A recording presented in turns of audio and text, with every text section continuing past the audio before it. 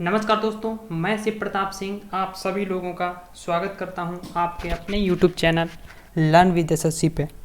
दोस्तों, आज हम बात करने वाले हैं एनटीपीसी प्रैक्टिस सेट, यानी एनटीपीसी के प्रैक्टिस सेट हम आज इस वीडियो में डिस्कस करेंगे।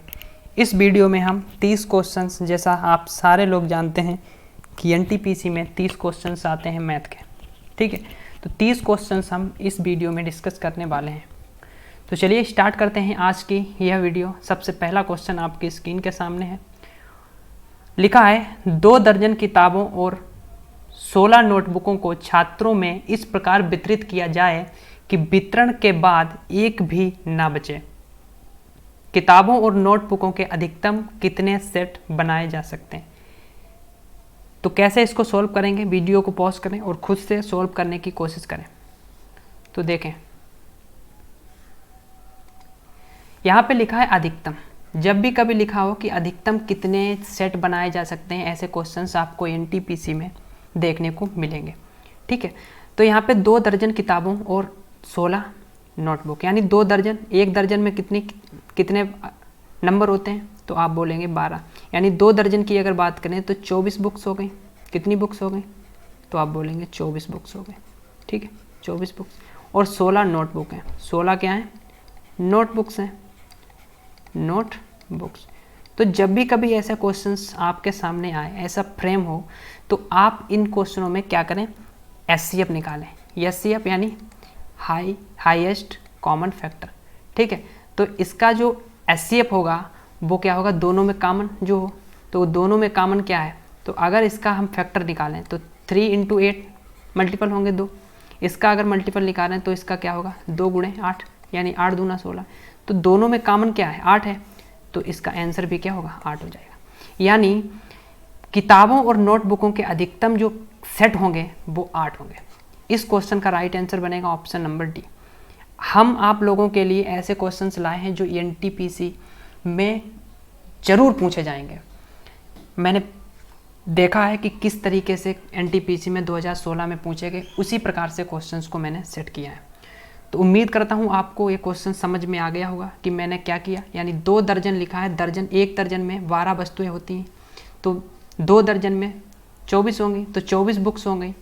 16 नोटबुक हैं, तो इन दोनों का हमें क्या निकालना है? जब भी कभी अधिकतम की बात की जाए तो हमें एचसीएफ निकालना पड़ता है, हाईएस्ट कॉमन फैक्टर निकालना पड़ता है। और हाईएस्ट कॉमन फैक्टर इन दोनों का क्या है? 8 है। इसीलिए राइट आंसर बनेगा ऑप्शन नंबर सी। आगे बढ़ेंगे नेक्स्ट क्वेश्चन की ओर। नेक्स्ट हमारा क्वेश्चन है, लिखा है रुपये 10,000 का 10% वार्षिक ब्याज दर से 3 वर्ष के लिए चक्रवृद्धि ब्याज ज्ञात करें। तो 10,000 हमारा क्या है? प्रिंसिपल है। 10,000 हमारा क्या है? प्रिंसिपल है, यानी मूलधन है। और आर जो है वो क्या है? 10%। रेट जो है वो कितना है? 10% है। और टाइम जो दिया गया है वो 3 वर्ष है। चक्रवृद्धि ब्याज निकाला है। चक्रवृद्धि क्या ब्याज हमें निकालना है, तो हम आपको बहुत ही आसान तरीका बताएंगे कि चक्रवृद्धि अगर निकालना हो तो आप कैसे निकालें। तो एक वर्ष में 10% ब्याज की दर से, ठीक, एक वर्ष में कितना ब्याज देना पड़ेगा? 10%। और 3 वर्ष में हमें अगर निकालना है तो हमें इसकी नेट इफेक्टिव जो रेट होगी वो निकालने हैं। तो नेट इफेक्टिव रेट हम कैसे निकालेंगे? पहले तो हम 2 वर्ष में निकालेंगे। 2 वर्ष में 10%, 2 वर्ष से, ठीक है। और फिर तीसरी वर्ष का निकालेंगे। तो 2 वर्ष का इनका दोनों का निकालेंगे। तो कैसे निकालते हैं? देखो, फार्मूला होता है, यानी 10 लिखते हैं प्लस 10 × 10/100। फार्मूला क्या होता है? यानी x + y + x × y/100। ये फार्मूला से हम क्या निकालते हैं? रेट निकालेंगे, इफेक्टिव रेट। यहाँ पे क्या है? x y सेम है, तो इसलिए मैंने ये 10 लिख दिया। यानी 10 कितना हुआ? 20 हुआ। यहाँ पे 10 × 10 100 हो गया, 100 नीचे कट गया, यानी 1 बचा। यहाँ पे इफेक्टिव रेट कितना आ गया? 21%। और फिर 21 और 10 का निकालेंगे। 21 और 10 का हम निकालेंगे, तो 21 और 10 को हम कैसे लिखेंगे? 21% प्लस 10% प्लस 21 × 10/100। तो 0 से 0 कट जाएगा।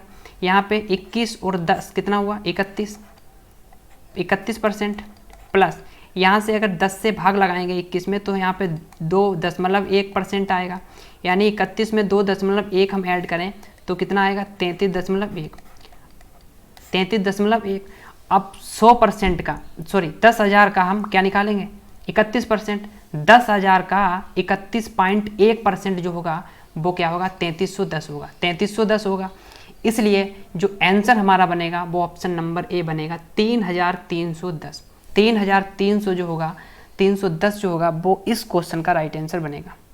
ठीक है, तो इस क्वेश्चन का ऑप्शन नंबर ए जो है राइट आंसर है। कैसे मैंने लगाया, इफेक्टिव रेट। अगर आपको मालूम है कि 10% अगर हमारी रेट है तो 3 वर्ष के लिए हमारी जो नेट इफेक्टिव रेट होगी वो 33.1% होगा, और 10,000 का हम 33.1% निकालेंगे तो हमारा राइट आंसर बनेगा 3310। तो आई होप आपको ये क्वेश्चन समझ में आ गया होगा। आगे बढ़ेंगे नेक्स्ट क्वेश्चन की ओर। नेक्स्ट क्वेश्चन आज का हमारा है, लिखा है x² - y² divide by x - y बराबर निकालना है। तो बहुत ही सिंपल है, आपको मालूम होना चाहिए कि a² - b² का फार्मूला क्या होता है। a² - b² का जो फार्मूला होता है a plus b into a minus b होता है, हाँ कि ना। यानी a² माइनस b² का जो फार्मूला होता है a plus b into a minus b. तो यहाँ पे a की जगह क्या है x है, b की जगह क्या है y है। अगर हम इसको x² माइनस y² से कंपेरिजन करें, तुलना करके हम इसको ओपन कर दें, तो यहाँ पे हम लिख सकते हैं x plus y into x minus y, और डिवाइड का साइन लगा है और नीचे क्या है x माइनस का y, x minus y cancel हो जाएगा, क्या आएगा आंसर x प्लस बाई। बिल्कुल इजी है, इसी प्रकार क्वेश्चन एनटीपीसी में पूछे जाते हैं। तो बहुत ही सिंपल क्वेश्चन पूछे जाते हैं, आपको घबराने की बिल्कुल ज़रूरत नहीं है कि हाँ बहुत हाई लेवल के क्वेश्चन हमें पढ़ने की ज़रूरत है, हाई लेवल के क्वेश्चन पूछे जाते हैं, ऐसा कुछ नहीं। आप एग्ज़ाम दिए होंगे तो आपको मालूम होगा कि किस तरीके से क्वेश्चंस आते हैं, बहुत ही इजी क्वेश्चंस आते हैं। तो इसका right answer option number C होगा। आई होप आपको ये क्वेश्चन समझ में आ गया होगा। a² माइनस b² का फार्मूला होता है a plus b into a minus b, और मैंने इसी को कंपेरिजन करके x² माइनस y² का फार्मूला खोल दिया, और फिर मैंने x माइनस बाई से डिवाइड करके x प्लस बाई जो होगा इस क्वेश्चन का राइट आंसर बनेगा। आगे बढ़ेंगे नेक्स्ट क्वेश्चन की ओर। नेक्स्ट हमारा क्वेश्चन लिखा है, एक वस्तु 12.5% लाभ पर 2250 रुपये में बेची जाती है, तो लाभ की राशि निकालें। तो यहाँ पे 12.5%, इन क्वेश्चनों को आपको कैसे सॉल्व करना है, आपको यहाँ पे देखो 12.5% जो है इसका हम क्या निकालेंगे, फ्रैक्शन वैल्यू निकालेंगे। फ्रैक्शन वैल्यू मैंने आपको समझाया है, मैंने एक परसेंटेज की वीडियो ऑलरेडी डाल रखी है, उसमें मैंने बताया कि परसेंटेज वैल्यू को हम फ्रैक्शन वैल्यू में कैसे कन्वर्ट करते हैं। तो चलिए हम इसको भी बताएंगे आपको कैसे हम चेंज करते हैं। जो परसेंटेज का साइन जो लगा है वो आपको केवल देखने के लिए नहीं लगा है, इसका मतलब होता है, इसका मतलब क्या होता है, 12.5% लिखा है, परसेंटेज का अगर हम साइन हटाएंगे तो 100 से क्या करेंगे, डिवाइड करेंगे, यानी 1/100 से मल्टीप्लाई करेंगे। अगर यहाँ से डेसिमल हटाएंगे तो यहाँ से 0 बढ़ाएंगे, 25 से काटेंगे, 25 पंचे 125, 25 चौके 100 यानी 0, 5 से काटेंगे 5 अठे 40, 1/8। अगर आपको 12.5% की वैल्यू डायरेक्ट आपको मालूम है कि 1/8 होता है तो बहुत ही अच्छी बात है, क्योंकि आपको मालूम होना चाहिए 25% जो होता है, 25% होता है वो क्या होता है, 1/4 होता है, 1/4 होता है ना, 1/4।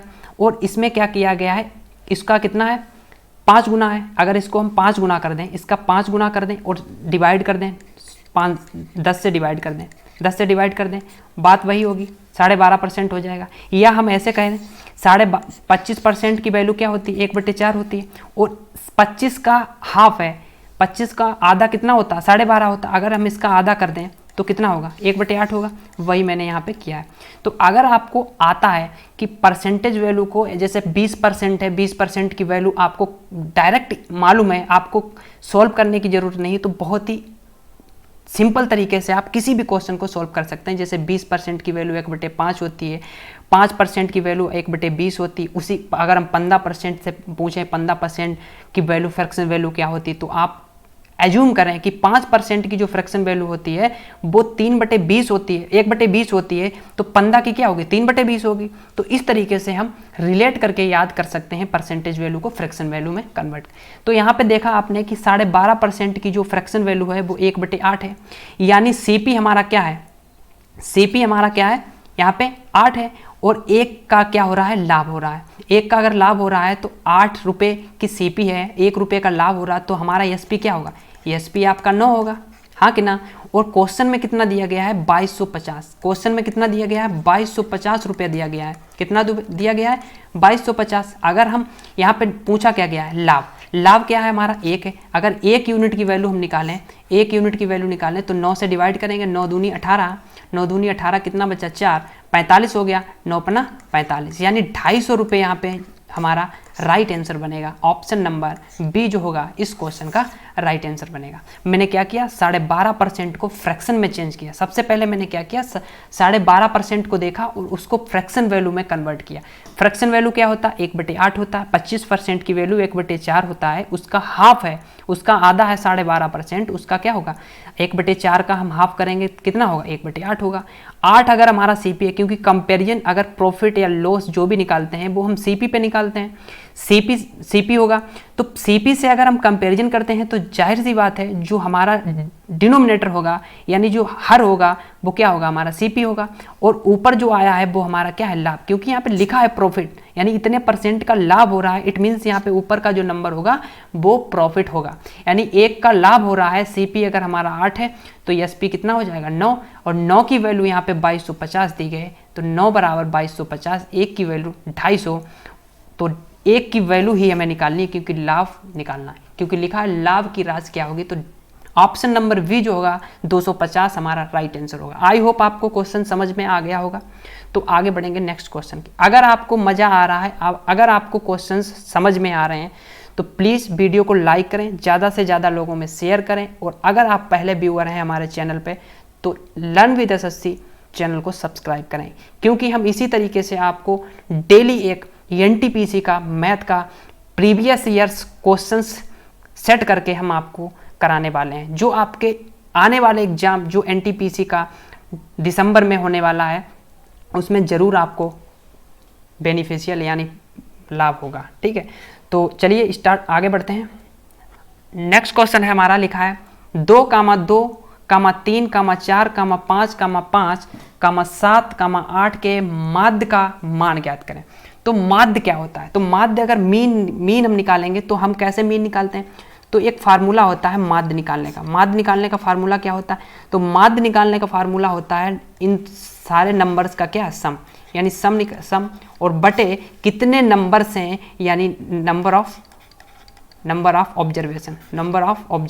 ठीक है, तो यहाँ पे ऑब्जर्वेशन, नंबर ऑफ ऑब्जर्वेशन, कितने नंबर्स हैं, तो ये फार्मूला होता है। आप इस फार्मूला को याद कर सकते हैं। तो देखो यहाँ पे इन नंबरों का सम निकालें, जैसे 2, 2, 4, 4, 3, 7, 7, 4, 11, 11, 5, 16, 16, 5, 21, 21 और 7 कितना 28, 28 और 8 कितना हुआ 36। तो यहाँ पे जो सम ऑफ नंबर लिखा है, इनका नंबरों का सम है 36 है, और नंबर कितने 1, 2, 3, 4, 5, 6, 7, 8, तो 8 क्या है हमारे नंबर हैं। तो डिवाइड कर देंगे, हमारा जो मीन आ जाएगा 8 से डिवाइड करेंगे, 8 से 8 चौके 32, 8 चौके 32 कितना बचा 4 बचा, 8 5 40, यानी 4.5 जो होगा इस क्वेश्चन का राइट आंसर बनेगा। ऑप्शन नंबर ए होगा इस क्वेश्चन का राइट आंसर। मीन का जो फार्मूला होता है माध्य बराबर सम, यानी इन नंबरों का सम और नंबर ऑफ ऑब्जर्वेशन कितने नंबर्स हैं। और यहाँ पे हमने देखा कि 2, 2, 2, 3, 4, 5, 5, 7, 8 इन सब का जो जोड़ है, सम है, वो 36 है, और नंबर कितने हैं 8 हैं, 8 से डिवाइड किया तो 4.5 जो होगा इस क्वेश्चन का राइट आंसर बनेगा। आगे बढ़ेंगे नेक्स्ट क्वेश्चन की ओर। नेक्स्ट हमारा क्वेश्चन लिखा है, एक निश्चित पुरस्कार राशि पी, क्यू और आर को 3:5:7 के अनुपात में दी जाती है। यदि आर और पी से इतने रुपए अधिक मिले तो क्यू की हिस्सेदारी क्या होगी। इसमें कहा गया है आर जो है, आर को पी से 1000 रुपये अधिक मिले हैं। यहाँ पे आर कितना है, देखो आर कितना है 7 है, और पी कितना है 3।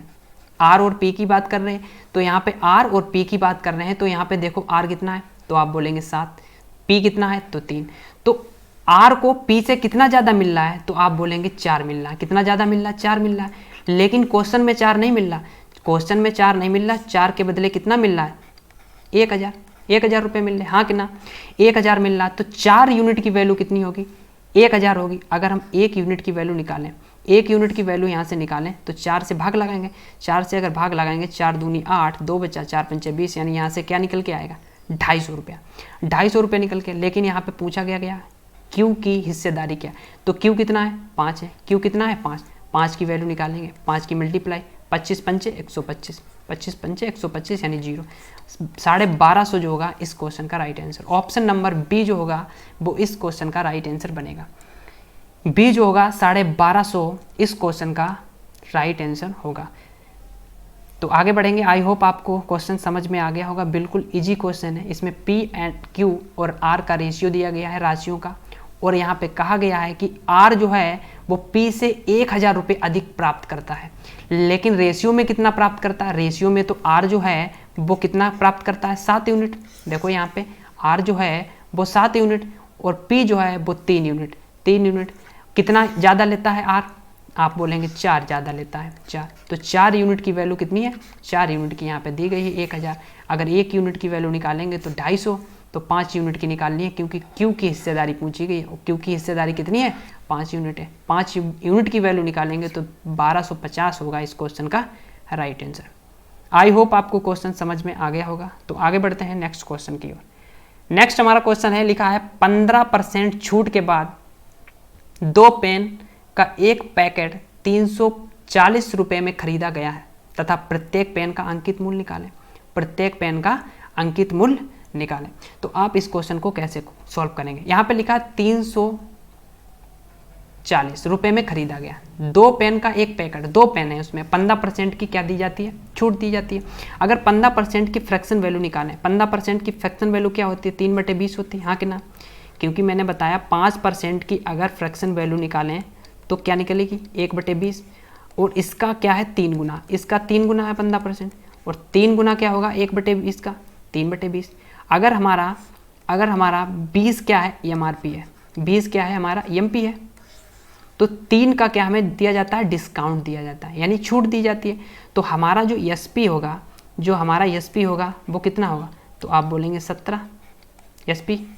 अगर हम किसी भी सेलर, कोई भी सेलर है, विक्रेता है, वो अगर कोई भी वस्तु बेच रहा है तो वो उसका तो CP होगा, SP होगा, लेकिन जो खरीदेगा उसका क्या होगा? CP होगा, हाँ कि ना? तो अगर यहाँ पे 20 रुपया क्या है? हमारा MP है, 3 रुपये का डिस्काउंट दे रहे हैं, तो SP जो क्या होगा? 17। लेकिन जो बंदा खरीदेगा वस्तु, उसका क्या होगा? CP होगा, लेकिन जो बंदा बेचेगा उसका क्या होगा? वो SP होगा। तो 17 की वैल्यू क्या दी गई है? 17 की वैल्यू यहाँ पे दी गई है 340। अगर 1 यूनिट की वैल्यू यहाँ से निकालें तो 1 यूनिट की वैल्यू कितनी आएगी? 17 दूनी 34 यानी 20 आएगी। और हमें निकालना कितना है? निकालना है 20 की वैल्यू, क्योंकि अंकित मूल्य पूछा गया है। तो अंकित मूल्य 20 की वैल्यू निकालेंगे तो 20 की कितनी आएगी? 400। 20 की वैल्यू कितनी आएगी? 400। लेकिन 400 जो वैल्यू है यहाँ पे तो 2 पेन की है, लेकिन पूछा गया 1 पेन की, तो 2 से हम भाग लगा देंगे तो यहाँ पे 200 जो होगा वो इस क्वेश्चन का परम सत्य आंसर होगा। ऑप्शन नंबर ए जो होगा इस क्वेश्चन का राइट आंसर बनेगा। मैंने क्या किया? मैंने कहा कि 15% जो छूट दी गई है इसको फ्रैक्शन वैल्यू में चेंज करो, यानी 5% की वैल्यू जो होती है फ्रैक्शन वो 1/20 होती है, हम सब जानते हैं, और उसका 3 गुना है 15%। 3 गुना अगर 15% है तो हम यहाँ पे फ्रैक्शन वैल्यू इसकी निकालेंगे तो कितना होगा? 3/20। अब यहाँ पे छूट दी जाती है तो कंपैरिजन जो होता है वो अंकित मूल्य से होता है। किससे होता है? अंकित मूल्य, यानी MP से होता है या MRP से होता है। तो हमारा जो डिनोमिनेटर होगा वो क्या होगा? MP, यानी मार्क प्राइस होगा। और जो छूट दी गई है वो 3 की छूट दी गई। अगर 20 की कोई अंकित मूल्य की वस्तु है तो 3 की छूट दी जाती है, तो SP कितना होगा? 17 होगा। और 17 की वैल्यू कितनी है? 340। अगर 340 17 की वैल्यू है, एक यूनिट की वैल्यू 20 होगी।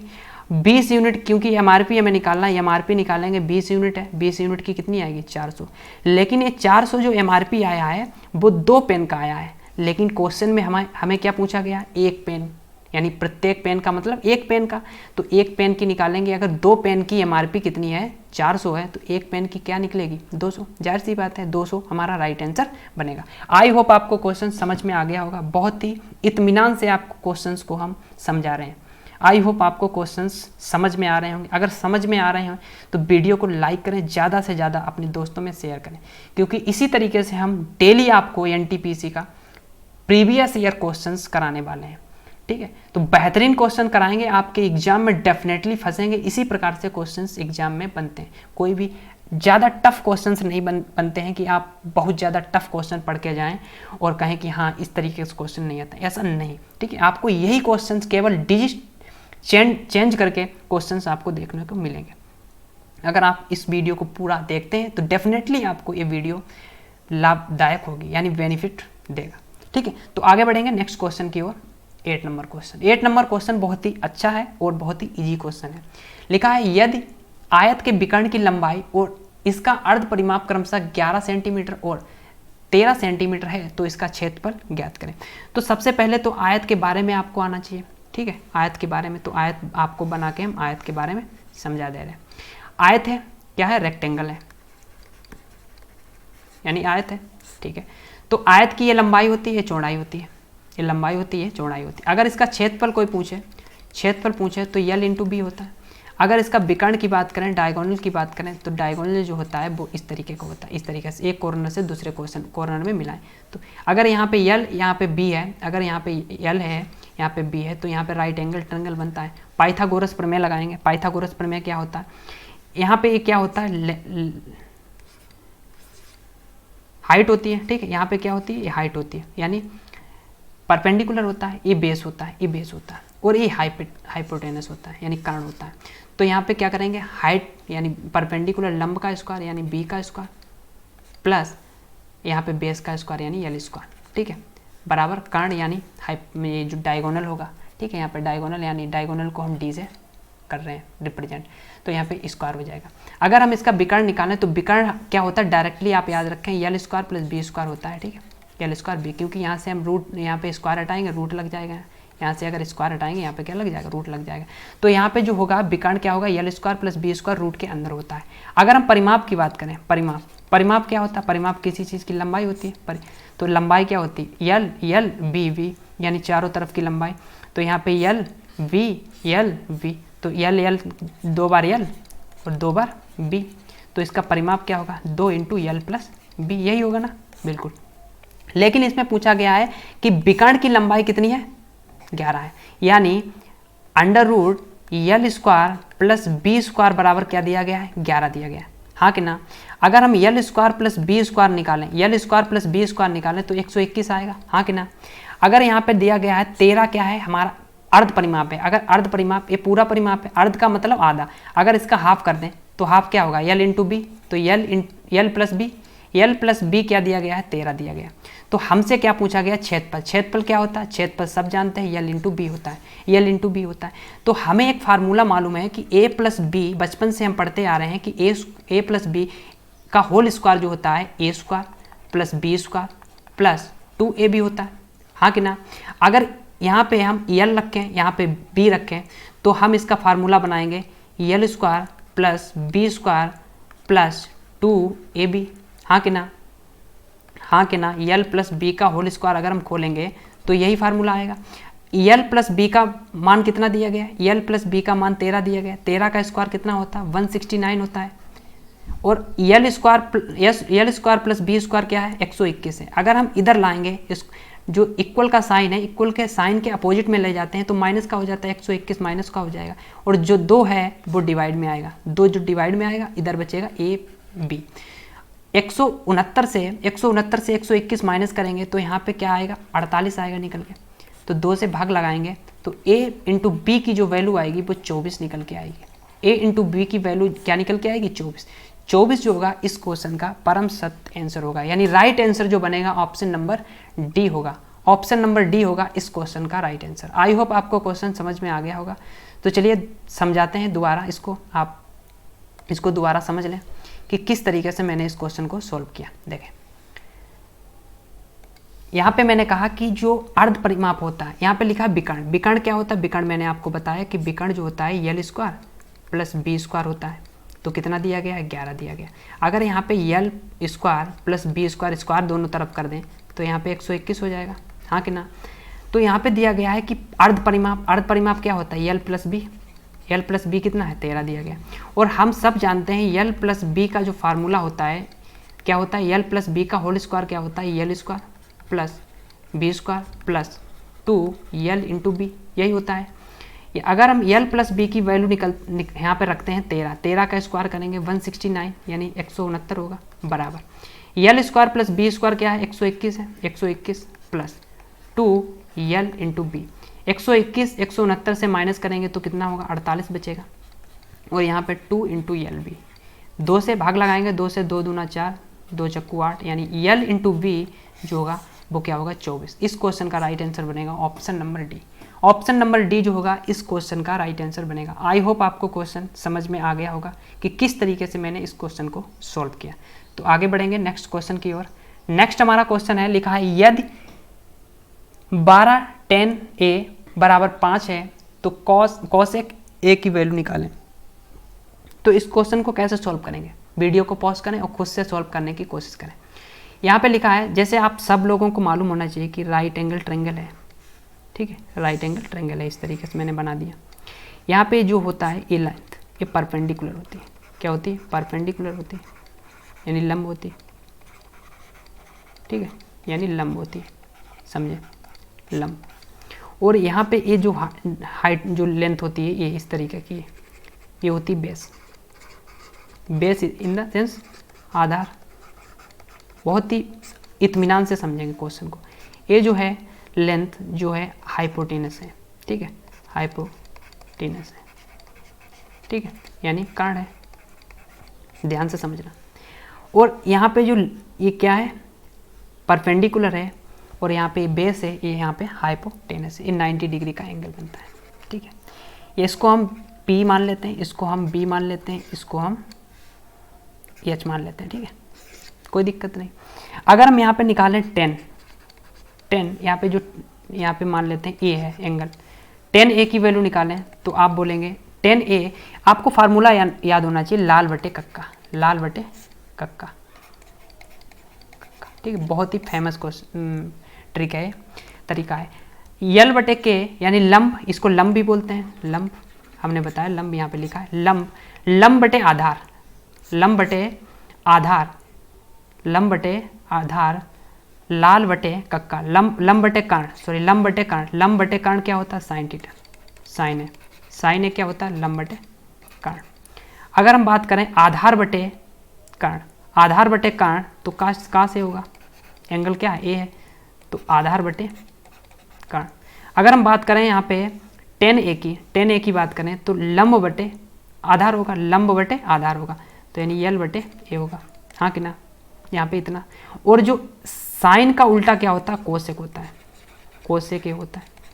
अगर लंब बटे कर्ण है साइन ए तो कोसेक ए क्या होगा? कर्ण बटे लंब, हाँ कि ना। कॉस ए का उल्टा होता है सेक ए, सेक ए। अगर आधार बटे कर्ण है कॉस ए तो सेक ए क्या होगा? कर्ण बटे आधार, हाँ कि ना। और 10A का उल्टा होता है कॉट ए, कॉट ए। इसका उल्टा लंब बटे ए है, इसका उल्टा क्या होगा? आधार बटे लंब, यही होगा, हाँ कि ना। जी बिल्कुल, आप इसको नोट करना चाहें तो नोट करें, फिर हम इस क्वेश्चन को देखेंगे, इस क्वेश्चन को कैसे सॉल्व करेंगे, इस क्वेश्चन को हम कैसे सॉल्व करेंगे देखें। यहाँ पे लिखा है, जैसे मैंने ट्रायंगल बनाया आपको, बिल्कुल सिंपल क्वेश्चन है। 10A की वैल्यू निकालें अगर हम यहाँ से तो क्या आएगा? 12 से भाग लगाएंगे 5 बटे 12 होगा। और 10A मैंने बताया अभी लंब बटे क्या होता है? आधार होता है। लंब क्या है यहाँ पे? 5 है और आधार कितना है? 12 है। अगर हम पाइथागोरस निकालें, पाइथागोरस प्रमेय लगाएं, पाइथागोरस प्रमेय लगाएं तो यहाँ क्या होता है? पाइथागोरस प्रमेय देखो, लंब का स्क्वायर, लंब का स्क्वायर प्लस आधार का स्क्वायर, आधार का स्क्वायर बराबर कर्ण का स्क्वायर। एक वैज्ञानिक थे पाइथागोरस, तो उनके नाम पे प्रमेय है, इसको आप याद कर लें, ठीक है। अगर कोई भी नंबर इस इक्वेशन को सेटिस्फाई कर रहे हैं तो यहाँ पे वो बिल्कुल ट्रिपलेट सही होंगे। यहाँ पे जैसे आपने देखा कि दो ट्रिपलेट आपको दे दिए जाएंगे, तीसरा ट्रिपलेट आपको निकालना होगा, तो आप इस फार्मूले से निकाल सकते हैं। यहाँ पे हमें लंब दिया गया है 5, यानी 5 का स्क्वायर 25 प्लस आधार दिया गया है 12, 12 का स्क्वायर 144 बराबर कर्ण का स्क्वायर, कर्ण का स्क्वायर। अगर हम यहाँ पे 144 और 25 जोड़ेंगे 169 होगा बराबर कर्ण का स्क्वायर, कर्ण का स्क्वायर। अगर हम यहाँ पे कर्ण निकालें, यहाँ से स्क्वायर हटाएंगे, यहाँ पे रूट लग जाएगा, यानी 169 ये किसका स्क्वायर होता है 13 का। तो हमारा जो कर्ण होगा वो कितना निकल के आया 13। आपसे पूछा गया कि कोसेक ए क्या होगा। कोसेक ए मैंने बताया कि साइन ए का क्या होता है, उल्टा होता है। तो साइन ए क्या होता है लंब बटे कर्ण, और कोसेक ए क्या होगा कर्ण बटे लंब, यानी 13/5 होगा। इस क्वेश्चन का right answer option number D बनेगा। ऑप्शन नंबर डी जो होगा वो इस क्वेश्चन का राइट आंसर बनेगा। आई होप आपको क्वेश्चन समझ में आ गया होगा। मैंने क्या किया, पाइथागोरस जो प्रमेय है इसको याद कर लें। लंब का स्क्वायर प्लस आधार का स्क्वायर बराबर कर्ण का स्क्वायर होता है। अगर दो नंबर आपको दिए जाएं, चाहे लंब दिया गया आधार या कर्ण, तीसरा आपसे पूछ लिया जाएगा, तो तीसरा अगर पूछा जाए तो आप इस फार्मूले से इस तरीके से आप निकाल सकते हैं और बहुत ही आसान तरीके से क्वेश्चन का आंसर दे सकते हैं। तो आगे बढ़ेंगे नेक्स्ट क्वेश्चन की ओर। नेक्स्ट हमारा क्वेश्चन लिखा है एक वस्तु का विक्रय मूल्य 1458 रुपये है और इसका क्रय मूल्य जो है वो 1350 है। कितना है 1350 है, ठीक है 1350 है। तो हमें क्या निकालना है, लाभ परसेंट निकालना है। लाभ परसेंट जो होगा वो क्या होगा, ठीक है लाभ परसेंट हमें यहाँ पे निकालना है। तो लगाएं इस क्वेश्चन को कैसे सॉल्व करेंगे। वीडियो को पॉज करें और खुद से सॉल्व करने की कोशिश करें कि किस तरीके से हम इस क्वेश्चन को सॉल्व करेंगे। इस क्वेश्चन को कैसे हम सॉल्व करेंगे तो बताएं। तो देखें कैसे हम इस क्वेश्चन को सॉल्व करेंगे। यहाँ पे एक वस्तु का विक्रय मूल्य कितना दिया गया है 1458, यानी एसपी दिया गया है। एसपी कितना है 1458, हाँ कि ना। और यहाँ पे सीपी दिया गया है, कितना है सीपी जो है 1350 है। सीपी जो है वो कितना है 1350 है, हाँ कि ना, बिल्कुल। लाभ निकालना है। लाभ क्या होता है, लाभ सारे लोग जानते हैं कि एसपी माइनस सीपी। लाभ जब ही निकलेगा तो SP greater than CP, SP बड़ा होना चाहिए। यहाँ पे एसपी 1456 है और 1350। अगर हम इसको माइनस करें, एसपी से सीपी माइनस करें तो क्या आएगा, यानी 1456 से माइनस करें 1350 तो क्या निकल के आएगा। यहाँ पे 6 से 0 जाएगा 6, 5 से 5 जाएगा 0, यहाँ पे 14 से 13 जाएगा, यानी 106 का क्या हुआ हमें प्रॉफिट हुआ। 106 का क्या हुआ हमें प्रॉफिट हुआ, ठीक है 106 रुपये का हमें यहाँ पे प्रॉफिट देखने को मिल रहा है। और प्रॉफिट परसेंट क्या होता है, लाभ परसेंट क्या होता है। लाभ परसेंट जो होता है लाभ बटे सीपी इंटू 100 और परसेंटेज का साइन। लाभ कितना है 106 है बटे सीपी कितना है, सीपी यहाँ पे 1350, हाँ कि ना, गुणे 100। तो यहाँ पे 0 से 0, 5 से काटेंगे 5 दूनी 10, 5 से 35, 5 से 5 दूनी 10।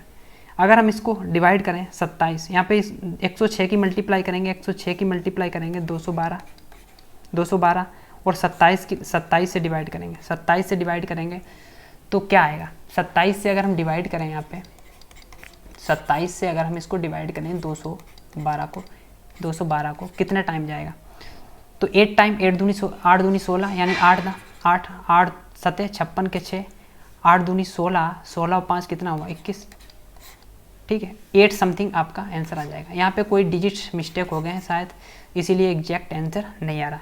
8 के समथिंग आ जाएगा आपका आंसर, ठीक है 8 या 7 के समथिंग आपका आंसर बनेगा। 8 टाइम जाएगा, ये 8 7 56 का 6, 8 दूनी 16, 16 5 21 बिल्कुल सही है। यहाँ पे 6 आना चाहिए बट नहीं है 106, ठीक है कोई दिक्कत नहीं। 8 जो होगा 8 के समथिंग होगा, क्योंकि इसमें मिस्टेक है क्वेश्चन में, ठीक है एग्जैक्ट आंसर नहीं आ रहा है इसीलिए। चलिए आई होप आपको क्वेश्चन अगर इसी तरीके से बने क्वेश्चन तो आप डेफिनेटली कर पाएंगे, ठीक है। तो आगे बढ़ेंगे नेक्स्ट क्वेश्चन की ओर। इस क्वेश्चन में मिस्टेक है, देख लेना डिजिट यहाँ पे चेंज हो गए, इस वजह से आंसर मैच नहीं कर पा रहा है। तो आगे बढ़ेंगे नेक्स्ट क्वेश्चन की ओर। 11 नंबर क्वेश्चन है, यदि एक वृत्त की परिधि 18 पाई सेंटीमीटर है तो वृत्त का क्षेत्रफल ज्ञात करें। तो यहाँ पे एक वृत्त है, ठीक है, सपोज मैंने मान लिया ये यहाँ पे एक रेडियस होता है, परिधि क्या होती है वृत्त की 2 पाई आर। 2 पाई आर क्या दिया गया 18 पाई, पाई से पाई कैंसिल हो गया, 2 से 2 नेम 18, यानी जो रेडियस निकल के आई वो 9, और क्षेत्रफल क्या होता है पाई आर स्क्वायर। पाई में आंसर दिए गए हैं तो आर स्क्वायर, यानी आर की वैल्यू 9 की 81, यानी 81 पाई जो होगा वो इस क्वेश्चन का राइट आंसर बनेगा। ऑप्शन नंबर जो बी है वो इस क्वेश्चन का राइट आंसर बनेगा। आई होप आपको क्वेश्चन समझ में आ गया होगा, बिल्कुल इजी क्वेश्चन था, कुछ भी दम नहीं था। आगे बढ़ेंगे, नेक्स्ट क्वेश्चन है, लिखा है अमन और रमन प्रति माह क्रमशः 35,000 रुपये कमाते हैं। वे प्रति माह प्रत्येक के हिस्से से 5,000 रुपये अनाथालय के लिए दान करते हैं। यदि हम दान निकाल देते हैं तो अमन की आय उनकी संयुक्त आय का कितने परसेंट है। यहाँ पे 45,000 है, ठीक है, 45,000 और 35,000। अगर 5,000 दोनों लोग दान कर रहे हैं तो कितना वो बचा रहे हैं, तो यहाँ पे देखें आप, तो दान कर रहे हैं 5,000, अगर इससे माइनस कर दें तो यहाँ पे 4,000 आएगा, 40,000 आएगा सॉरी, और इनका कितना आएगा 30,000।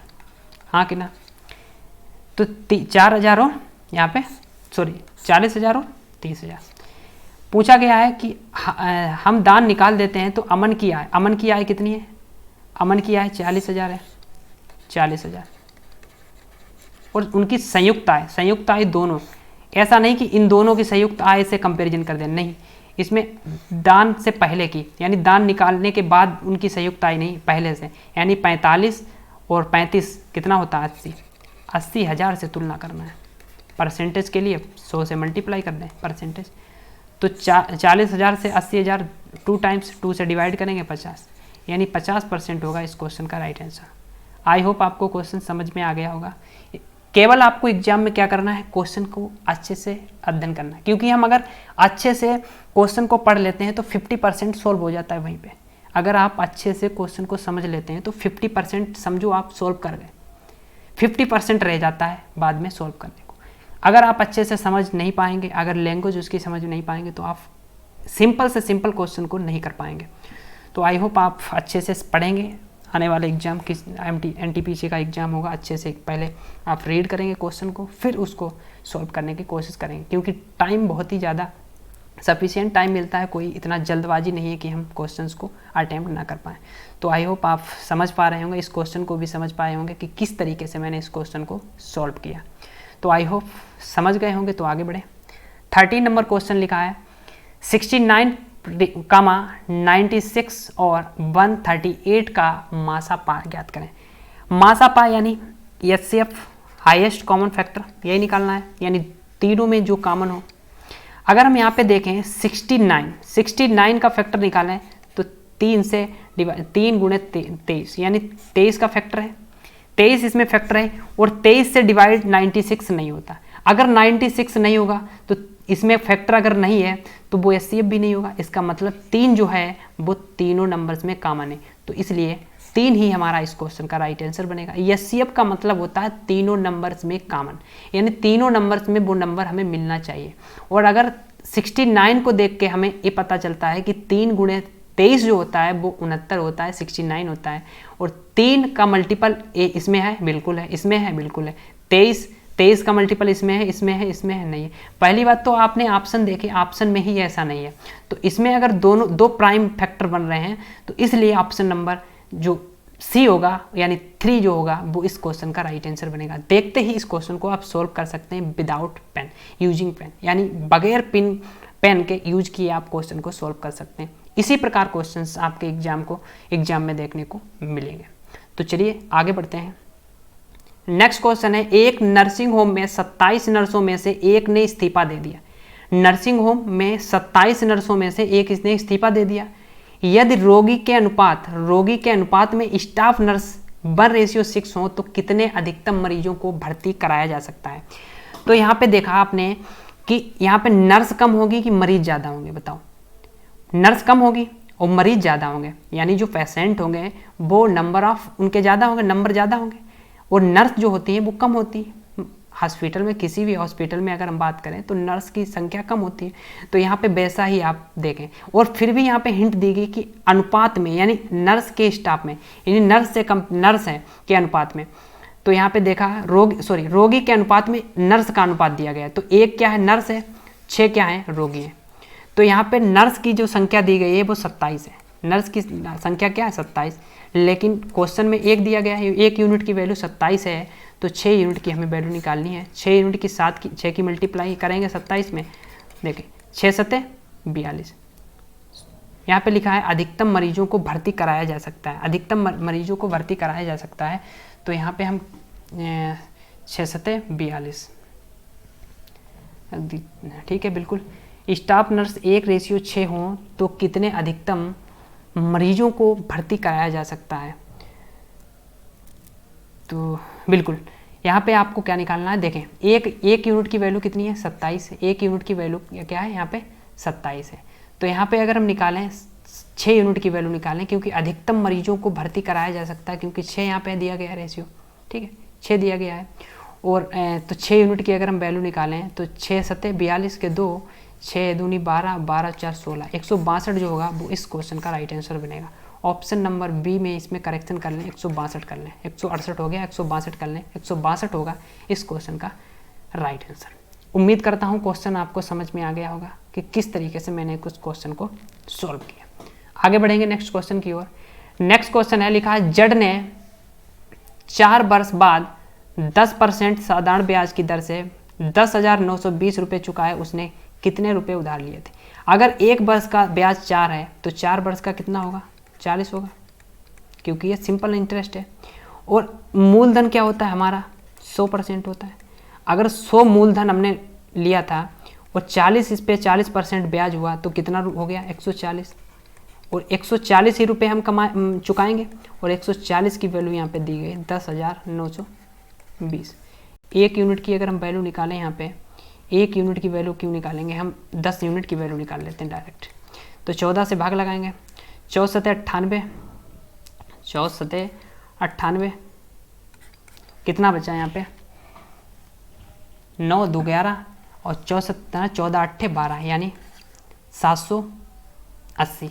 अगर 10% की वैल्यू 780 है तो 100% के लिए 1 जीरो चिपकाएंगे तो 7800 होगा, वो इस क्वेश्चन का राइट आंसर बनेगा। आई होप आपको क्वेश्चन समझ में आ गया होगा। मैंने क्या किया, 10% चक्रवृद्धि साधारण ब्याज है, यानी 10% ब्याज मिलता है प्रति वर्ष। 4 वर्ष में 40% मिलेगा। और मूलधन क्या होता है, 100% होता है।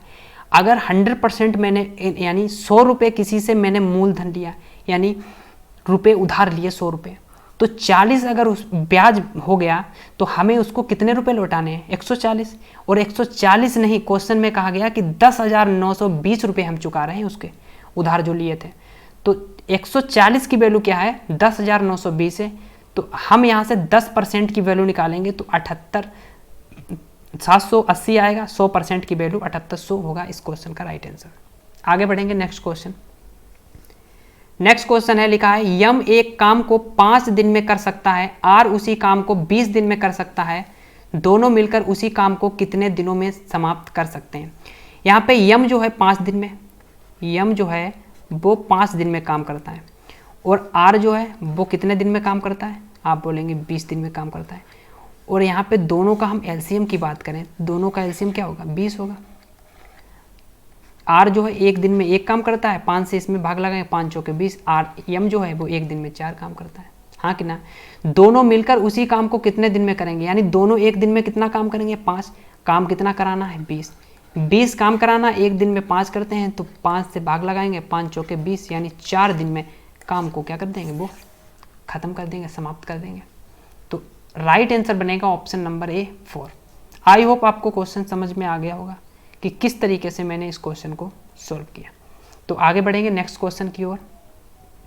नेक्स्ट क्वेश्चन है, लिखा है 5 में से 4 क्रिकेट खिलाड़ी क्रमशः 13, 9, 5, 11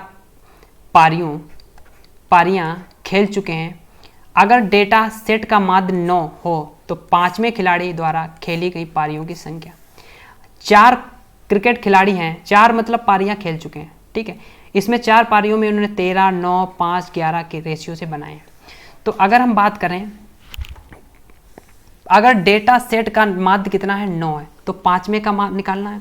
5वें का कैसे निकालेंगे, देखो 13 पहले में क्या है 13 है, दूसरे में क्या है 9, तीसरे में 5, चौथे में 11 और 5वां निकालना है। 5वें की हम ऐसे बात करते हैं। 5वें माध्य का फार्मूला मैंने बताया, इन सब का योग बटे नंबर, नंबर कितने हैं 5, बराबर में माध्य कितना है 9।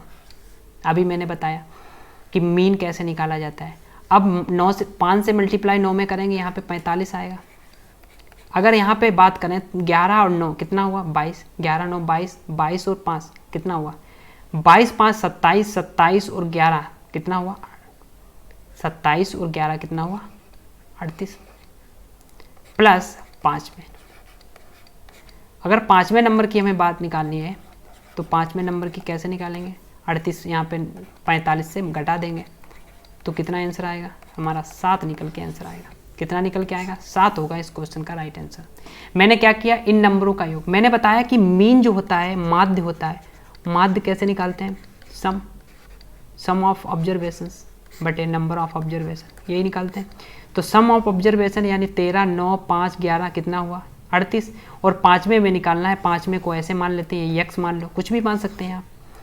और यहाँ पे नंबर ऑफ ऑब्जर्वेशन कितने हैं 5, और मीन कितना है 9, 9 से मल्टीप्लाई हो 9 अपना 45 इक्वल में 45, 45 से 38 माइनस करेंगे तो 7 हमारा इस क्वेश्चन का परम सत्य आंसर होगा। ऑप्शन नंबर सी जो होगा इस क्वेश्चन का राइट आंसर बनेगा। उम्मीद करता हूँ आपको 17 नंबर क्वेश्चन समझ में आया होगा।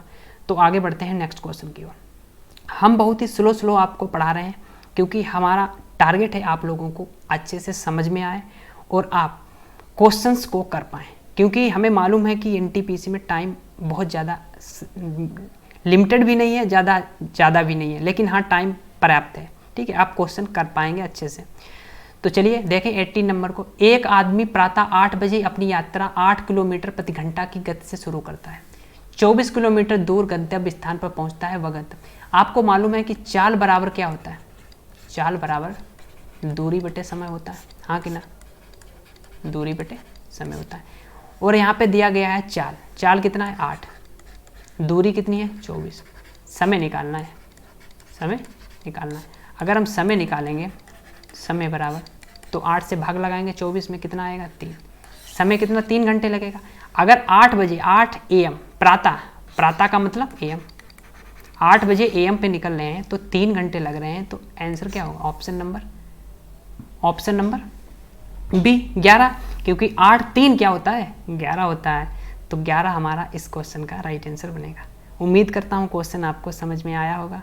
अगर क्वेश्चन समझ में आ रहे हैं, हमारे तरीके आपको समझ में आ रहे हैं, तो प्लीज़ वीडियो को लाइक करें, ज़्यादा से ज़्यादा लोगों में शेयर करें, और अगर आप पहले व्यूअर हैं हमारे चैनल पे तो चैनल को भी सब्सक्राइब करें, क्योंकि इसी तरीके से हम कंटिन्यू आपको डेली इसी तरीके से एनटीपीसी का मैथ्स प्रैक्टिस कराएंगे। ठीक है, बहुत ही ज़बरदस्त आपकी प्रैक्टिस कराएंगे। आप कोई भी क्वेश्चन अगर एग्जाम में बनेगा तो डेफिनेटली उसको आप अच्छे से कर पाएंगे विदाउट किसी हेजिटेशन। ठीक है, तो चलिए आगे बढ़ते हैं नेक्स्ट क्वेश्चन की ओर। नेक्स्ट हमारा क्वेश्चन है, विज्ञान और कला के छात्रों का अनुपात 5:3 है। यदि उनकी कुल संख्या 1528 है तो कला के छात्रों की संख्या ज्ञात करें। यहाँ पे विज्ञान और कला के छात्रों का अनुपात 5:3 है, तो कुल संख्या, अगर भाई विज्ञान और कला में 5-3 है, विज्ञान में 5 मान लेते हैं लौंडे हैं और कला में कितने 3 लौंडे हैं, तो दो टोटल कितने हो जाएंगे 8, और 8 की वैल्यू क्वेश्चन में दी गई है 1528। बहुत ही सिंपल क्वेश्चन है। 1 की वैल्यू निकालेंगे तो 8 × 8 7 बचा, 8 9 72, 8 × 8 192, 1 यूनिट की वैल्यू 192। तो हमें क्या निकालना है, कला के छात्रों की, कला में छात्रों में कितने हैं 3, यानी यूनिट डिजिट क्या आएगा, अगर 3 की इसमें मल्टीप्लाई करेंगे 3 यूनिट, 3 की यूनिट इसमें मल्टीप्लाई करेंगे यूनिट डिजिट क्या आएगा 3। तो right answer option number D, क्योंकि यूनिट डिजिट एक ही ऑप्शन में 3 है। अगर मल्टीप्लाई आप करना चाहते हैं तो मल्टीप्लाई भी कर सकते हैं, क्योंकि इजी नंबर है। 3 × 3, 3 9 27 और 3 × 3 2 5, यानी 573 जो होगा इस क्वेश्चन का राइट आंसर बनेगा। उम्मीद करता हूँ क्वेश्चन आपको समझ में आया होगा। आपको बेसिक लग रहे होंगे कि बेसिक ही कि मतलब बहुत ही इजी क्वेश्चंस आप करा रहे हैं, ऐसे ही आपके एग्जाम में बनेंगे।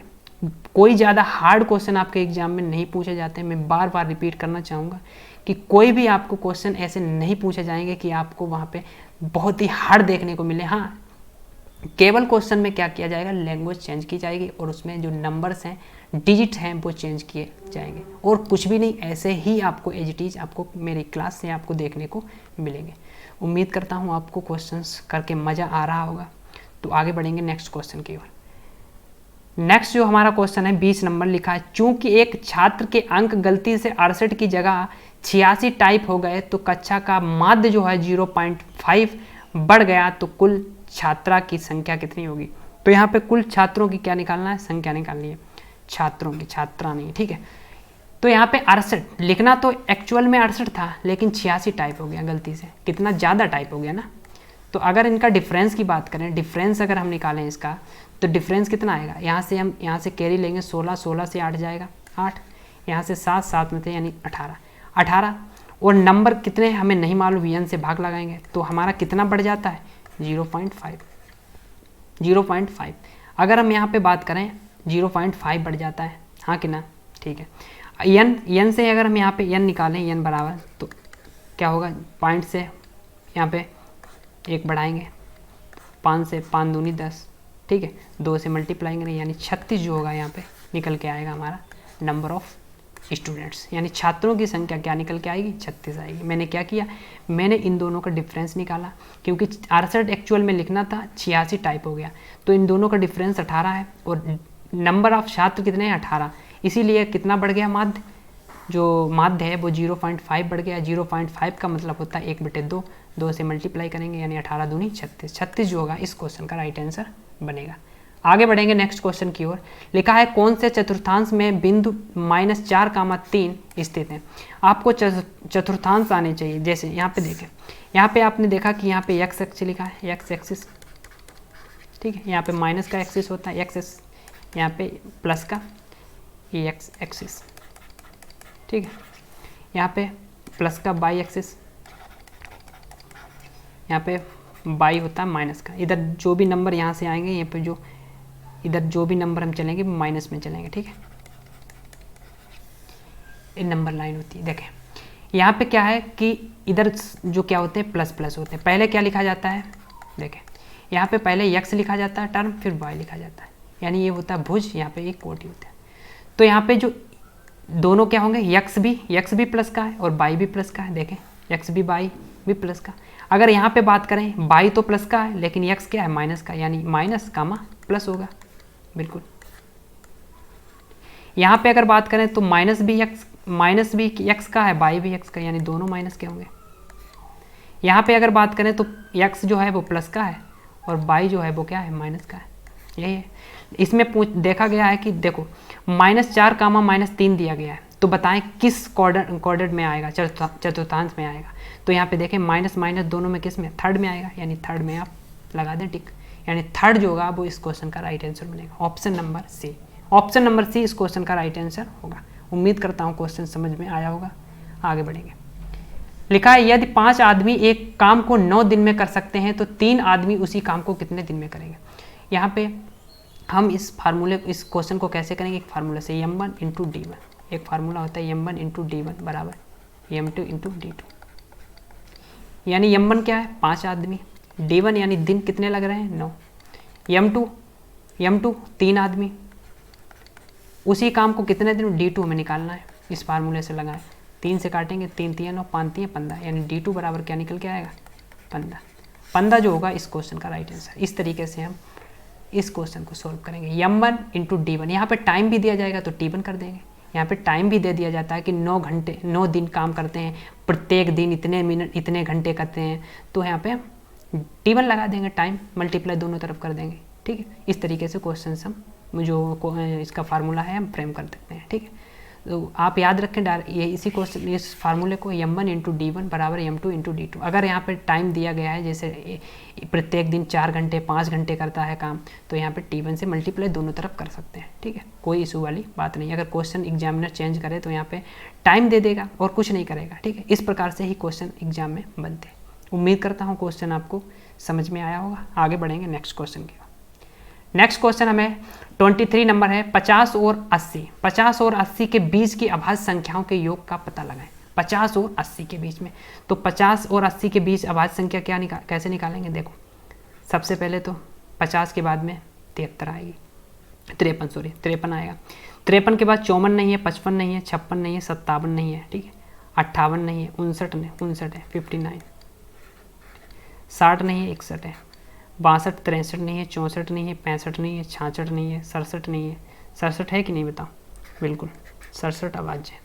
68 है? नहीं है। 69 है? नहीं है। 70 है? नहीं है। 71 बिल्कुल। 72 नहीं। 73 बिल्कुल। 74 नहीं। 75, 76, 77, 78, 79, 79 बिल्कुल। 79 है बिल्कुल, यस। तो आप क्या करें, इन नंबरों को ऐड कर लें। तो देखो 9 1 10, 9 1 10, 7 3 10, कितना 10 हो गया? 1 10 2 10 30, यानी यहाँ पे 3। तो यहाँ पे लास्ट में क्या आएगा? 3 आएगा। आएगा कि नहीं आएगा? 33 आएगा। तो एक ही ऑप्शन में 3 है। यूनिट डिजिट क्या है? एक ही ऑप्शन में है। तो ऑप्शन नंबर जो सी होगा इस क्वेश्चन का राइट आंसर। आपको पूरा क्वेश्चन सॉल्व करने की ज़रूरत बिल्कुल नहीं है। आपको पूरा क्वेश्चन सॉल्व करने की ज़रूरत नहीं है। आप यूनिट डिजिट से सॉल्व कर सकते हैं इस क्वेश्चन को, हाँ कि ना? अगर आप सॉल्व करना चाहते हैं तो आप इसको ऐड कर सकते हैं, कुछ नहीं है इसमें। इसका सम पूछा गया है, सम आप कर सकते हैं। 73, 59, 61, 67, 71, 73, 79 यानी 79 को आप ऐड कर लें और आपका राइट आंसर 463 आ जाएगा। उम्मीद करता हूँ आपको क्वेश्चन समझ में आया होगा और मेरा तरीका भी आपको समझ में आ रहा होगा। अगर आ रहा हो तो प्लीज़ वीडियो को लाइक करें, ज़्यादा से ज़्यादा लोगों में शेयर करें। और अगर आप चैनल पे पहली बार विजिट कर रहे हैं तो लर्न विद एसएससी चैनल को सब्सक्राइब कर लें, क्योंकि बहुत ही छोटा परिवार है, इसको बड़ा परिवार बनाएं आप लोग, ठीक है? तो आप ही लोग इस चैनल को ग्रो कर सकते हैं, आप बढ़ा सकते हैं, ज़्यादा से ज़्यादा लोगों में सब्सक्राइब कराएं। और बेहतरीन तरीके से आपको स्टडी हम कराएंगे इस चैनल पे। एनटीपीसी का मैथ का हम प्रैक्टिस सेट करा ही रहे हैं डेली, और फिर जल्द ही हम आपको बायोलॉजी फिजिक्स भी प्रैक्टिस सेट में लाएंगे और आपको रिवाइज कराएंगे, रिवीजन कराएंगे, ठीक है? एग्जाम से पहले हम ये सारी चीज़ें करने वाले हैं। तो चलिए आगे बढ़ते हैं नेक्स्ट क्वेश्चन की ओर। नेक्स्ट हमारा क्वेश्चन है, यदि 4 × 3x - 2 = 2 × 3x + 8, तो x की वैल्यू निकालें। बिल्कुल ईजी है। 2 से अगर इसको डिवाइड करें 2 दूना 4, 2 से इसमें मल्टीप्लाई करें 2 3 6, यानी 6x - 2 दूना 4 बराबर 3x + 8। 3x यहाँ माइनस करेंगे, 6x से 3x माइनस करेंगे और 4 उधर जाएगा, 8 + 4 कितना हो जाएगा? 12। यहाँ पे कितना? 3x बराबर 12। तो x की वैल्यू क्या आएगी? 4। इस क्वेश्चन का right answer option number c हो जाएगा। ऑप्शन नंबर सी जो होगा इस क्वेश्चन का राइट आंसर। आगे बढ़ेंगे, लिखा है a² + b² = 80, a - b = 4। तो a b के मान निकालें, a b का मान निकालें। अगर हमें a - b का होल स्क्वायर पता हो तो इस क्वेश्चन को हम आसानी से सोल्व कर सकते हैं। क्या होता है? a² + b² + 2ab, यही होता है ना। अगर a - b का मान 4 दिया गया है तो 4 का वर्ग क्या होगा? 16। a² + b² का वैल्यू क्या है? 80 प्लस का 2ab, यही दिया गया है। सॉरी, यहाँ पे माइनस का फार्मूला है तो यहाँ पे माइनस होता है, ठीक है? प्लस नहीं होता, प्लस वाले में प्लस होता है, माइनस होगा। यहाँ पे 16 इधर लाएंगे और 2ab इधर ले जाएंगे। तो 2ab बराबर हम बात करें तो 80 - का 16, 80 - का 16। तो यहाँ पे 80 माइनस करेंगे, 80 से 16 माइनस करेंगे, 10 जाएगा 70, 70 से 6 जाएगा, कितना बचेगा? तो आप बोलेंगे 64, 64 बचेगा। 2ab बराबर क्या है? 64। तो ab बराबर क्या होगा? 32। इस क्वेश्चन का right answer option number D बनेगा। ऑप्शन नंबर डी जो होगा इस क्वेश्चन का राइट आंसर होगा। आगे बढ़ेंगे, नेक्स्ट क्वेश्चन लिखा है, यदि 2.6, 1.3 या x समानुपात हैं तो x का मान ज्ञात करें। जब भी कभी 3 टर्म दिए गए हैं तो x की वैल्यू निकालनी हो, ठीक है, समानुपात में दिए गए हों, तो आप जो बीच वाला नंबर है वो रिपीट कर दें, 2 बार मल्टीप्लाई कर दें, 2 बार लिख दें उसको।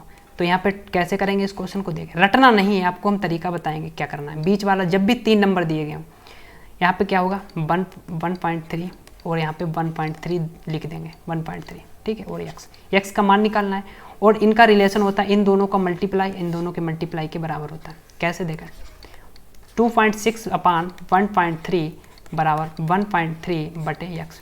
इस तरीके से भी लिख सकते हैं और आप इस तरीके से भी। तो यहाँ पे डिवाइड करेंगे 13 से, 13 दूनी 26, डेसिमल से डेसिमल रिमूव हो जाएगा, ठीक है? x की वैल्यू अगर हम निकालेंगे, x की वैल्यू निकालेंगे 1.3/2, 1.3/2, तो x की वैल्यू निकालेंगे, 2 से भाग लगाएंगे, 1 में जाएगा नहीं, न जाने का 0.2 छंग 12, 2 पंचे 10, यानी 0.65 होगा इस क्वेश्चन का राइट आंसर। 0.6.5 इस क्वेश्चन का राइट आंसर होगा। अगर आपसे पूछा जाए, उम्मीद करता हूँ ये क्वेश्चन आपको समझ में आ गया होगा। अगर आपसे पूछा जाए इसी तरीके से दूसरा क्वेश्चन, जैसे देखें, अगर आपसे पूछा जाए, जैसे आपसे दे दिया जाए 18 दे दिया जाए, और आपको 18 दे दिया जाए, और यहाँ पे दे दिया जाए 72, ठीक है, और फिर आपसे कहा जाए इसका माध्य निकालें, मध्यमान निकालें, समानुपात में है, तो यहाँ पे मध्यमान, इसका यहाँ पे मध्य क्या होगा, यक्स होगा।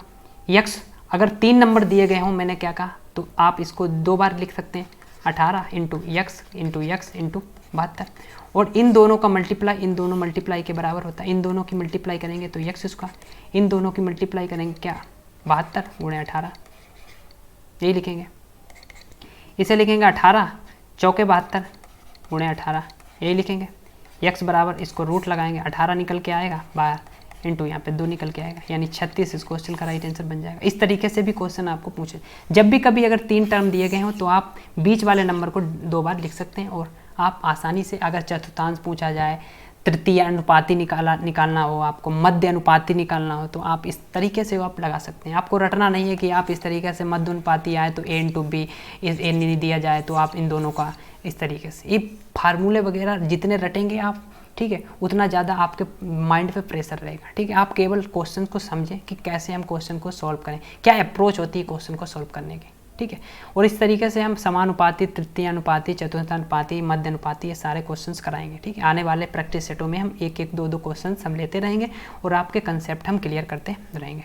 चलिए आगे बढ़ते हैं। नेक्स्ट क्वेश्चन तृतीय अनुपाती पे क्वेश्चन है, लिखा है 8 और 12 का तृतीय अनुपाती निकालें। 8 और 12 का क्या निकालना है, तृतीय अनुपाती निकालना है, ठीक है। तो तृतीय अनुपाती कैसे निकालेंगे, तृतीय अनुपाती कैसे निकालेंगे, देखें, बताएं तृतीय अनुपाती इस क्वेश्चन का कैसे, तृतीय अनुपाती इस क्वेश्चन का कैसे निकालेंगे। वीडियो को पॉज करें, खुद से सॉल्व करने की कोशिश करें कि किस तरीके से इस क्वेश्चन को हम सॉल्व करेंगे। अभी मैंने बताया कि तृतीय अनुपाती होता है, चतुर्थ अनुपाती होता है, मध्य अनुपाती होता है, वो कैसे निकाला जाता है, तो आप इस क्वेश्चन को कैसे सॉल्व करेंगे, ठीक है। यहाँ पे तृतीय अनुपाती अगर बात करें तृतीय अनुपाती की, तो तृतीय अनुपाती कैसे निकालेंगे, देखें, इसको हम यहाँ पे लिखेंगे 8, 12, तृतीय अनुपाती क्या होगा, यही तो होगा, हाँ कि ना। तृतीय अनुपाती निकालेंगे, 2 नंबर दिए गए, तृतीय अनुपाती x मान लिया, और मैंने कहा बीच वाला, अगर जब भी कभी 3 नंबर हो तो बीच वाले को क्या 2 बार लिख दो, यानी 8, 12 गुणे x, यही लिखेंगे ना। इन दोनों का मल्टीपल इन दोनों के मल्टीपल के बराबर होता है, इन दोनों के मल्टीपल के बराबर होता है, हाँ कि ना।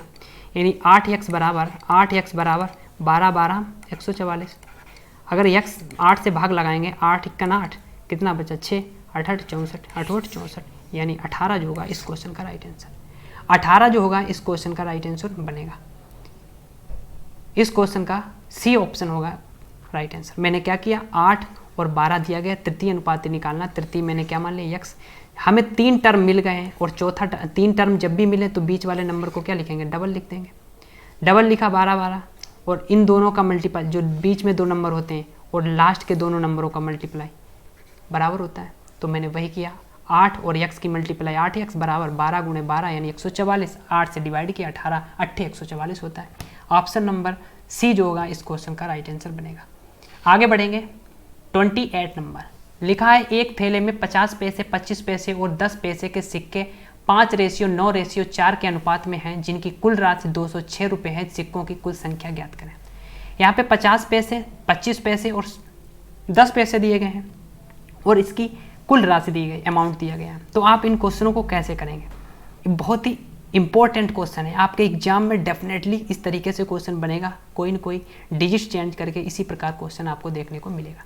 तो आप कैसे इसको सॉल्व करेंगे। 50 पैसे हम लिख सकते हैं 1/2 रुपये, बिल्कुल 50 पैसे, यानी 50 में हम 100 के भाग लगाएंगे तो पैसे जो है रुपये में चेंज हो जाएंगे। और यहाँ पे इनका जो सिक्के का नंबर दिया गया है 5, यानी 5x से मल्टीप्लाई कर देंगे, प्लस 25 को लिखेंगे 1/4 क्योंकि 100 से डिवाइड करेंगे 1/4 रुपये हो जाएगा। और इसमें 25 पैसे कितने हैं, 9 है, तो 9x की मल्टीप्लाई कर दो, ठीक है। प्लस यहाँ पे देखें 10 पैसे हैं, 10 पैसे को 1/10 लिखेंगे, 100 से भाग लगाएंगे। और यहाँ पे कितनी नंबर है, इसमें 4x बराबर 206 के बराबर है, हाँ कि ना। अब एलसीएम अगर हम लें, एलसीएम कितना होगा, एलसीएम 20 होगा। 2 से 2 दशामन 10 बार जाएगा, 10 पन्ना 50, 50x प्लस 4 से 4 पंचे 20, 5 ने 45, यहाँ पे 45x आएगा प्लस 10 से 10 दूनी 20 और 4 दूनी 8 बराबर 206, यही होगा। 50 और 45 कितना हुआ, 95, और 95 8 कितना हुआ, 95 8 103, 103x/20 बराबर 206। 103 दूने 206 होता है, 2 बार जाएगा। अगर हम x की वैल्यू यहाँ से निकालें तो क्या आएगा, 40, 2 दूना 4 और 0, 40 आएगा। पूछा गया है सिक्कों की कुल संख्या, सिक्कों की कुल संख्या कितनी है, 5 9 5 14, 14 4 कितना हुआ, 18, 18 × 4, 18 चौके 72, 720, 720 होगा इस क्वेश्चन का राइट आंसर, 720 होगा इस क्वेश्चन का राइट आंसर। आई होप आपको ये क्वेश्चन समझ में आया होगा। तो देखें इसका दूसरा तरीका, किस तरीके से हम दूसरे तरीके से हम इसको सॉल्व करेंगे। जैसे लिखा है 25 पैसे, अगर हम इसको रुपए में ना चेंज करें, बहुत सारे स्टूडेंट्स ऐसे कहते हैं कि हम नहीं पैसे को रुपए में नहीं चेंज करेंगे, नहीं एलसीएम लेंगे, तो मत लो, कोई दिक्कत नहीं है। 50 पैसे हैं, पैसे में हैं, कितने हैं, 5x हैं। 50 पैसे के कितने सिक्के हैं, 5 हैं, 5x वेरिएबल डाल दिया। 25 पैसे कितने हैं, 9x, यानी 9x कर दिया। प्लस 10 पैसे कितने हैं, तो आपने कहा 4x हैं, बिल्कुल। और इसको पैसे में चेंज कर लो, 206, 1 रुपये में कितने पैसे, 100, 100 से मल्टीप्लाई कर दो, 206 और 00। अगर आप इस इक्वेशन को सॉल्व करते हैं 720 आंसर फिर भी आएगा, कोई दिक्कत नहीं है, आप इस तरीके से सॉल्व कर सकते हैं। दोनों तरीके बेस्ट हैं, आप किस तरीके से सॉल्व कर सकें, दोनों तरीके बेस्ट हैं। किसी भी क्वेश्चन को, इस क्वेश्चन को किसी भी तरीके से आप सॉल्व कर सकते हैं, ठीक है। तो उम्मीद करता हूँ आपको क्वेश्चन समझ में आ रहे होंगे, हमारे तरीके भी आपको समझ में आ रहे हैं। आगे बढ़ेंगे नेक्स्ट क्वेश्चन की। नेक्स्ट हमारा क्वेश्चन है, एक त्रिभुज की भुजाओं का अनुपात 2:4:5 है। यदि उसका परिमाप 55 मीटर है तो सबसे बड़ी तथा सबसे छोटी भुजा में अंतर क्या होगा। 2, 4 और 5 दिया गया है, भुजाओं का अनुपात, परिमाप दिया गया। परिमाप क्या होता है, भुजाओं का योग, यानी 2, 4, 5, यानी 5, 4, 9, 2, 11, 11 x वेरिएबल डाल दिया इसमें, x बराबर 55 दिया गया, 55 मीटर, 55 मीटर। तो एक x की अगर हम वैल्यू निकालें तो x की वैल्यू 11 × 5 = 55, यानी 5 मीटर आएगा। और पूछा गया है सबसे बड़ी और सबसे छोटी, सबसे बड़ी क्या है 5, सबसे छोटी क्या है 2, इन दोनों का अंतर क्या है 3, 3x की वैल्यू निकाल दो, 5 × 3 = 15, 15 मीटर जो होगा इस क्वेश्चन का परम सत्य आंसर होगा। ऑप्शन नंबर सी होगा इस क्वेश्चन का राइट आंसर। आई होप आपको क्वेश्चन समझ में आ गया होगा। तो आगे बढ़ेंगे नेक्स्ट क्वेश्चन की ओर। नेक्स्ट क्वेश्चन है, लिखा है एक कार की चाल 72 किलोमीटर है, 72 किलोमीटर प्रति घंटा है, वह कार 27 मिनट में कितनी दूरी तय करे। तो आपको मालूम है कि चाल बराबर क्या होता है, दूरी बटे समय, दूरी बटे समय। अगर दूरी बराबर निकालें तो चाल गुणे समय, चाल गुणे समय, यही तो होगा, ठीक है। चाल कितनी है 72, 72 को अगर हम इसमें मिनट में दिया गया है ना, तो 72 को हम अगर 5/18 से मल्टीप्लाई कर दें मीटर पर सेकंड में हो जाएगा, बिल्कुल। और हम 27 × 60 यही करेंगे, 18 चौके 72, 5 चौके 20, 20 × 27 × 60। अगर हम इसमें ये मीटर में आ गया, मीटर में आ गया, ये दूरी कितने है मीटर में है, और हमारे ऑप्शन सारे किलोमीटर में है। तो अगर 1000 से डिवाइड कर दें, 1000 से डिवाइड कर दें, 0 0 एक डिजिट के बाद डेसिमल होगा, 6 × 7 = 42, 42 दूना 84, यानी लास्ट में 4 होगा, यानी 32.4 किलोमीटर होगा, क्योंकि यूनिट डिजिट यहाँ से क्या आएगा, 6 × 7 = 42, 42 2 और 2 दूना 4, यानी यूनिट डिजिट क्या आएगा 4 आएगा। तो ऑप्शन नंबर ए हमारा इस क्वेश्चन का राइट आंसर बन जाएगा। उम्मीद करता हूँ आपको एक क्वेश्चन समझ में आ गया होगा। इसी तरीके से आपको एग्जाम में सॉल्व करना है, ऐसा नहीं कि आप सॉल्व करने में लग जाएं कि आप सॉल्व करते रहें, मल्टीप्लाई करते रहें, ऐसा नहीं। आप यूनिट डिजिट का भी ध्यान रखें। आप देखें कि यूनिट डिजिट अगर सेम नहीं है तो आप यूनिट डिजिट से सॉल्व करें, पूरा क्वेश्चन मत सॉल्व करें।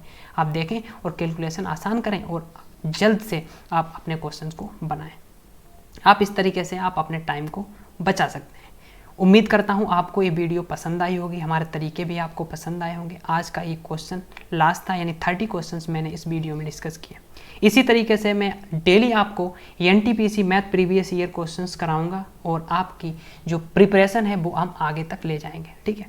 और अगर आपको वीडियो पसंद आई हो तो लाइक करें, ज़्यादा से ज़्यादा लोगों में शेयर करें, और अगर आप पहले व्यूअर हैं हमारे चैनल पे तो लर्न विद एसएससी चैनल को सब्सक्राइब कर लें।